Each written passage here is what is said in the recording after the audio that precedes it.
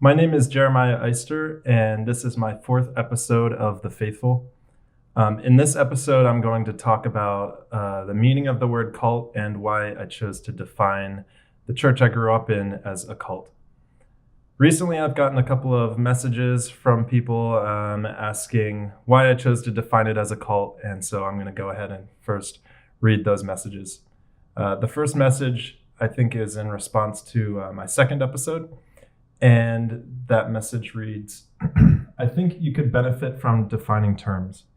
For example, listening to this as well as the previous episode, I left not knowing what you mean by cult and bias. You also don't establish a means or tools you plan to use to evaluate biases.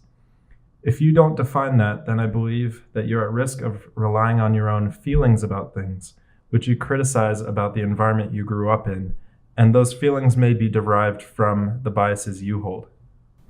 Here he spoke about both the cult label and the term bias. I'm only going to talk about why I labeled my experience as a cult, but I felt that his whole message there was really worth sharing.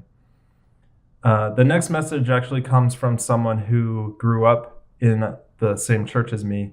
I'm planning to refer to her message quite a bit, so I'm going to call her Megan.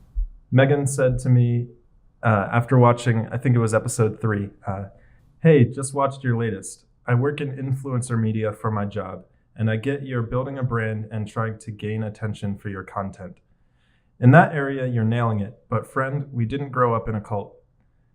They had quite a lot of strange interpretations of scripture, mostly old beliefs fueled by misinformation and birthed out of the charismatic movement in Christian church culture. But there's a difference between a religious denomination and a cult. Right here, she's essentially taking the church that we grew up in and sharing how she would define it. She's putting a little more complexity into it. She's not just calling it a cult. And everything that she's saying here, I would say, is very true to what I experienced.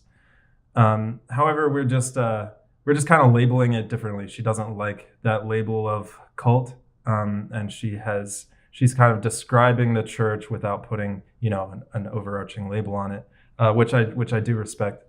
It is somewhat tricky to define something as being a cult or not a cult because there are lots of different definitions. Not every definition fits with the experience I had, but I want to show how a couple of the definitions really do. Before making this video, I went online and looked up some definitions, and this one comes from the Oxford Dictionary, and it defines a cult as a relatively small group of people having religious beliefs or practices regarded by others as strange or sinister. And I think there's two main parts to this definition. It's a small group of people, or relatively small. That's pretty subjective, but something that people would consider to be relatively small. And the practices or beliefs are regarded as strange or sinister.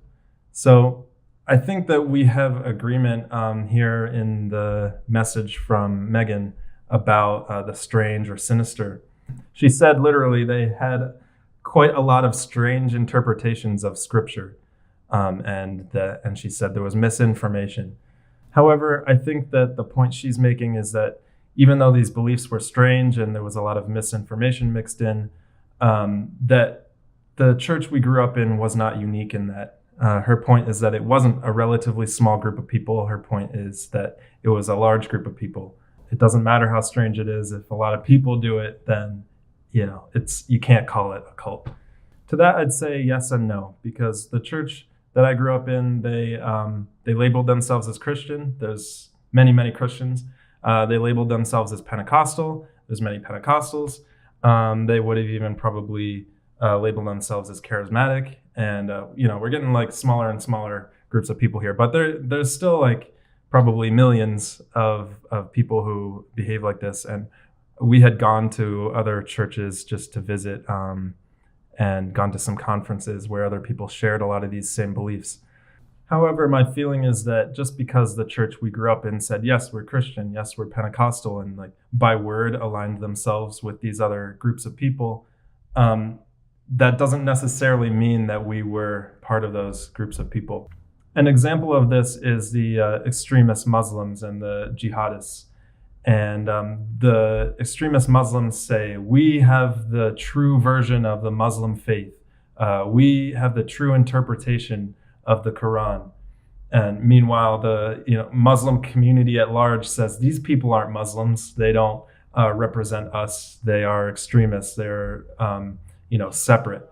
And I experienced this in the church I grew up in. They would say, we have the true version of Christianity. And there was this pride there. And like, other people might not understand, but we have this truer interpretation of Scripture. It makes sense for them to say, oh, we're just like those other people. We're normal, we just fall in with, we're Christians. But when you really dive down, it's something that a lot of people would not consider to be a part of their faith. A lot of Christians would not consider that to be part of the Christian faith. It was very separate. This makes me think also of the phrase that there's truth in every lie.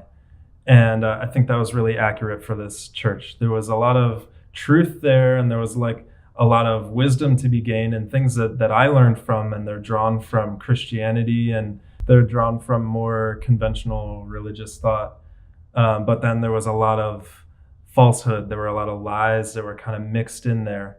And I don't think, to be honest, that they intended to mislead everyone. They didn't have bad intentions, but it created this cult environment. It created this environment that was separate and different and false. Another definition that I found comes from dictionary.com, and dictionary.com defines a cult as a religion or sect considered to be false, unorthodox, or extremist, with members often living outside of conventional society under the direction of a charismatic leader. So in this definition, there's two parts again. There's the false, unorthodox, extremist, and that really mirrors the last definition that I read. And just from, Megan's message, I think she would agree with this, that it was unorthodox, extremist at times. And from other people that I've talked to who went to that church, they've come to realize these same things. It was pretty extreme. The other part of the definition I find really interesting, the living outside of conventional society.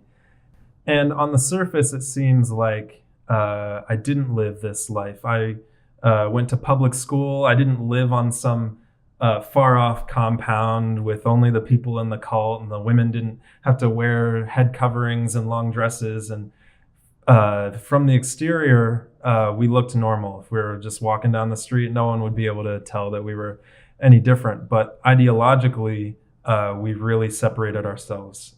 It wasn't officially associated with any other church or denomination, and there weren't any sister churches, and we didn't reach out a whole lot to other churches. It was pretty self-contained, and there wasn't any other church checking up on us and making sure that the doctrine was sane. Like I said before, we believed that we had the true version of Christianity, and just by nature of saying that, it kind of separates us. It's a phrase and a statement that's kind of like separating us from other Christians. And they believed still that those other Christians were Christians and that they were going to heaven, but we thought that we had like this better thing that they were missing out on. I also experienced separation by being discouraged heavily from seeking other opinions and seeking other perspectives and questioning and doubting my beliefs. In this church, I was taught that to doubt or to question is the opposite of faith, and to not have faith is to be at risk of going to hell. And since leaving that church, I've found that a lot of Christians, they see doubt and they see questioning and challenging beliefs as a very important part of faith. Growing up in a community where questioning was so discouraged, I think this caused us to just accept anything that we were told. We practiced this form of blind faith that actually separated us from our own logic about things and separated us from perspectives that might have come from other churches. We were separated not only from secular society, but also from Christianity as a whole. Not only did we push other perspectives away, but we acknowledged that people with other perspectives and even other Christians who would visit the church, we knew that they would see us as crazy. And sometimes we took actually a strange element of pride in that. It was like, we have the true interpretation of the Bible. We have something that they're missing. And if they were to come here, they wouldn't even understand. there was this like little element about it that made us feel special, and like we had this secret supernatural knowledge. Looking back, that really defines for me the fact that we were separate, and we even saw ourselves as separate. We didn't call ourselves a cult, and we completely saw ourselves as Christians and part of the Christian community. But at the same time, there was this element of like, no, we're not. We're separate. We're something different. To conclude this, I just want to reiterate that there are many definitions of a cult, and it's a very subjective and tricky thing to define. But this is my definition. This is how I define my experience as a cult. Just to sum it up, I think there's two major things that define the church I grew up in as a cult. The first one is that set of beliefs that most people would find to be strange, false, or harmful. And even people who are in the religious community would probably find them to be that way. The second is that state of separation. We were not officially associated with any other church or organization. We thought that we were a truer version of Christianity. We lived in a state of fear of questioning, doubting, and being open to other opinions. And finally, we knew that we were separate enough that if others came and saw what we were doing, they would not understand what the heck was happening.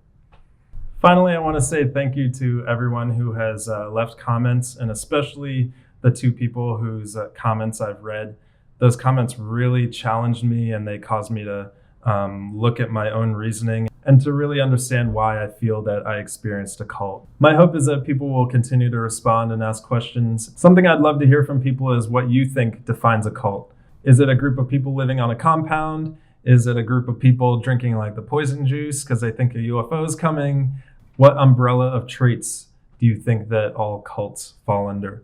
Asking these questions has been really challenging for me, and I think it would be fun for other people to take on that challenge and let me know what your conclusions are.